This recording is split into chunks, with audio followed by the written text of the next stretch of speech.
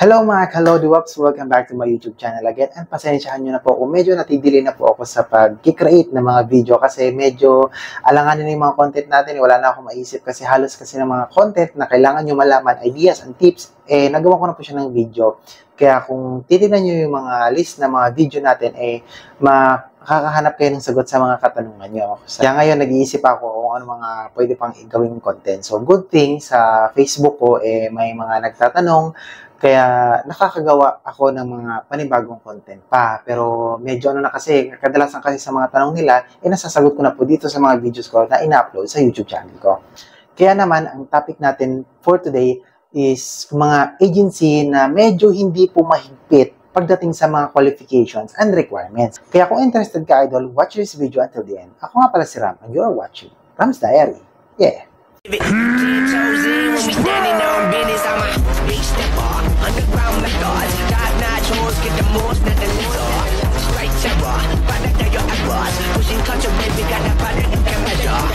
So yun, idol, kasi may nagtanong sa akin kung, Sir, meron po ba kayong mai-recommend na agency na hindi po masyadong mahigpit pagdating sa qualification? So, ayun, ginawa ko siya ng video ngayon.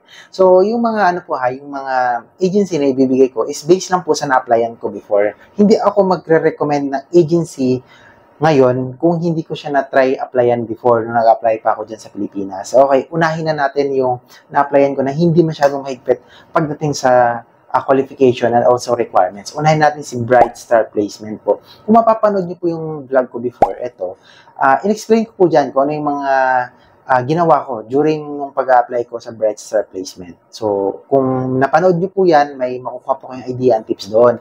So, sa-summarize ko lang po yung experience ko dyan sa Bright Star Placement, yung sinukatan ako ng height, hindi po sila mahigpit sa height. Okay? Kasi, nung sinukatan ako, ang pagkakaalam ko kasi sa sarili ko, 5'5" po ako. So, ang katabasatan ng 5'5" is 160 cm.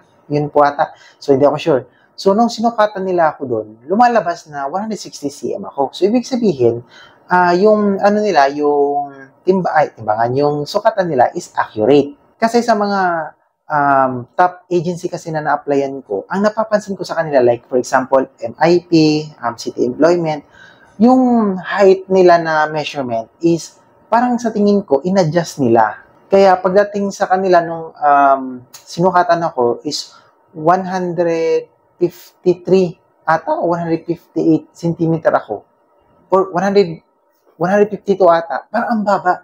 Kaya nagulat ako, samantalang nung sinukatan ko naman sarili ko, nasa 5'5 ako in inches ha. So lumalabas 160 cm. Tapos pagdating sa kanila, ang baba masyado.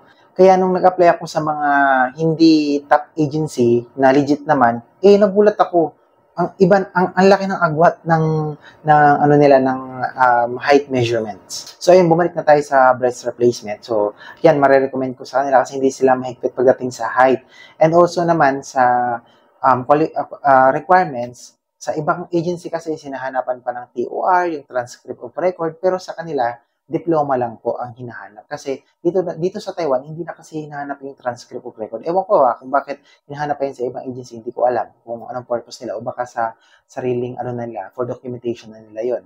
Kasi may nalaman ako, isisingit ko lang to ha, nalaman ko na nung dyan sa Pilipinas, nag-qualify or naghanap ng 160 cm, 170 cm yung mga agency dyan. Pero pagdating naman dito, is hindi naman pala ganun ang nire-required ng company. Kasi, like sa amin, 160 cm ang hinanap. Pero pagdating ko dito, nung tinignan ko yung job order namin, sa lalaki, 155 lang pala ang hinahanap.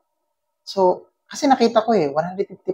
Tapos pagdating dun sa sa agency, not 155, 150 cm lang po yung hinihingi ng company, pero doon sa agency, ang hinahanap is 160 cm. Pero hindi ko naman sila masisi kasi sa tingin ko ito yung point of view, ito yung nakikita ko.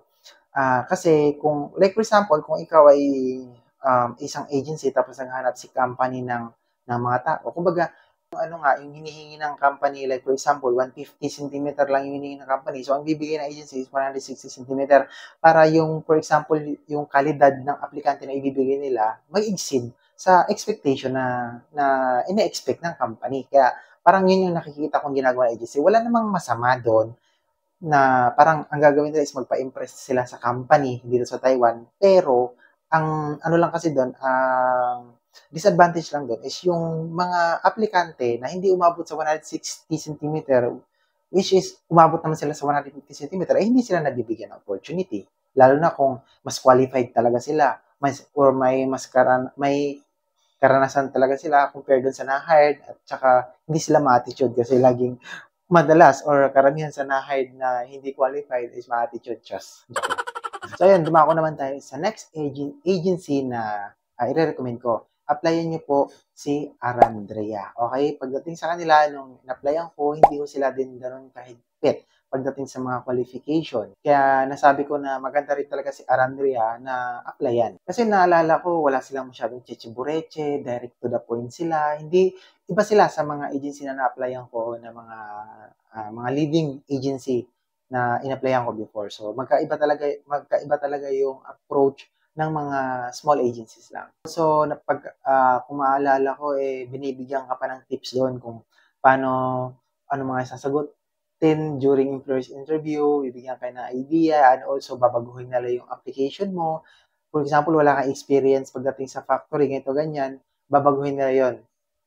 Pagagandahin nila yung application nyo bago ipasa doon sa employer, para pag in-interview kayo, tapos sasabihin nila, binago ko to, ganito, ganito, ganyan, para magkatutulungan ka nila na ma-hire or na ma-select ka para makapitrabaho ka dito sa Taiwan. Next naman is expedite movers. Okay, napaka nito.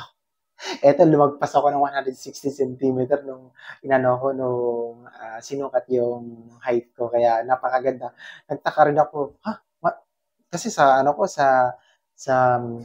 resume ko nun or sa biodata, ang nilagay ko is 158 centimeter kasi nga, hindi ko siya sinagad ng 160 centimeter kasi nga, yun yung lumalabas or yun yung parang nagiging height ko nung sinusukatan ako sa mga ibang agency. Kaya pinako ko na lang sa 158 centimeter kasi nga para hindi naman masyadong OA. Tapos nung sinukatan ako doon nasa 165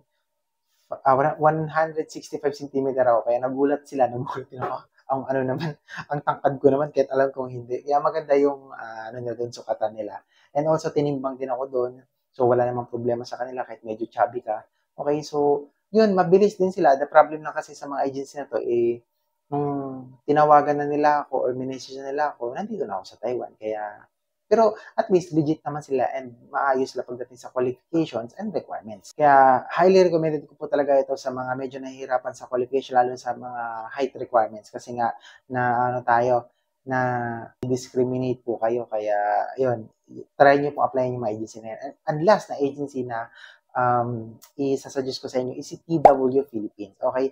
Nung ako nag-apply ako dyan, okay naman yung pagdating sa height, sa weight, and sa mga requirements, qualifications. The problem lang kasi is wala pa talaga silang job opening para sa Taiwan nung nag-apply ako. Kaya hindi ko ako hindi ako natawag. Tsaka medyo matagal sila kasi nga, actually hindi naman yan sa agency, sa company yan. Kasi ang company na abutan ko noon is nag-orient na sila for textile. And it took 6 months bago sila orient after ma-interview. So, ganun katagal. Pero ang pagkakaalam ko is yung company yung matagal, hindi naman yung agency. Kaya ayun mga idol, sana nakatulong tong video to. Don't forget to hit the subscribe, palike na rin, and click the notification bell para ma-notify kayo sa mga upcoming videos ko. Ingat at kita-kita tayo dito sa Taiwan.